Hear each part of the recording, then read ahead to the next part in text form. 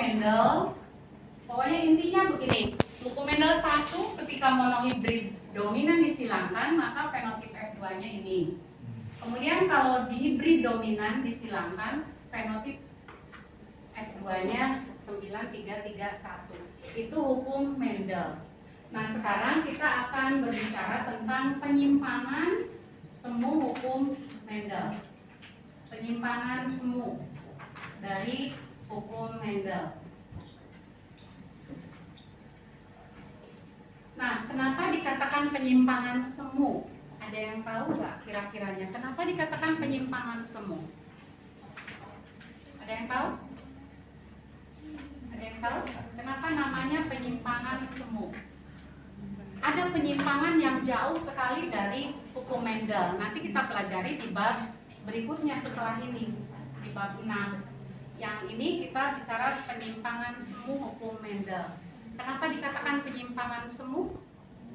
Ada yang tahu? Penyimpangan yang tidak keluar dari aturan. Ya. Apa sih sih? Penyimpangan yang tidak keluar dari aturan hukum Mendel. Ya, jadi masih dalam koridor hukum Mendel. Ada penyimpangan tapi tidak jauh ya, masih berada dalam koridor Mendel. Ya. Kemudian nanti kita bicara penyimpangan yang jauhnya di bab berikutnya, di bab 6. Untuk penyimpangan semu hukum Mendel diantaranya apa saja yang sudah kalian baca?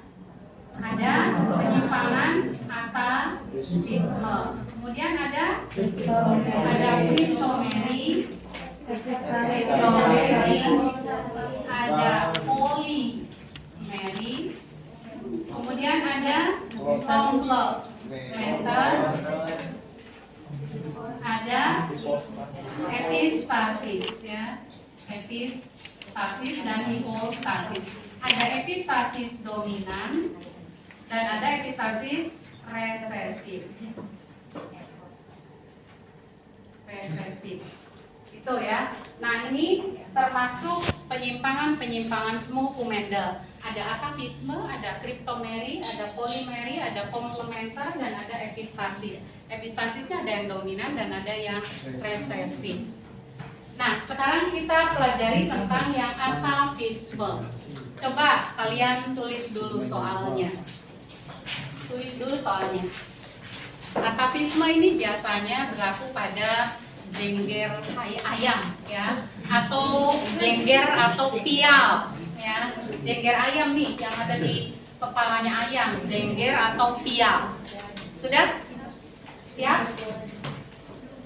Ayam berpial ros, ayam berpial ros, ayam berpial ros dengan genotip R besar, P kecil, P kecil. Disilangkan dengan ayam berpial B, R kecil, P besar, P besar.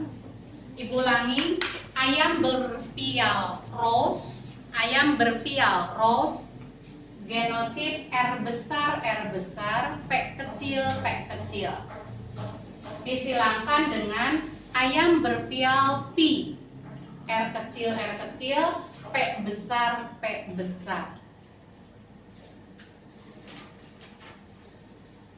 Cari F1 dan F2-nya. Cari F1 dan F2-nya.